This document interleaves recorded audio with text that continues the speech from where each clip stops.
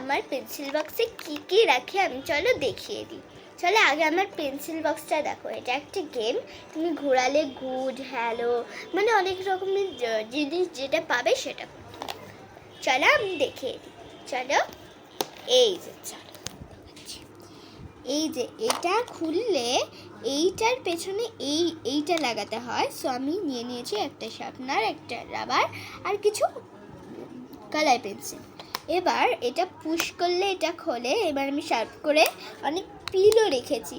তারপরে এটার মধ্যে কি করেছি, একটুখানি সোপ পেপার আর একটা শার্পনার রেখেছি।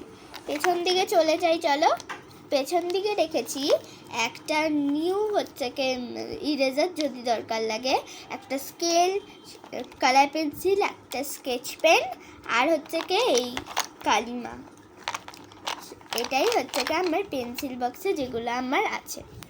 চলো টাটা।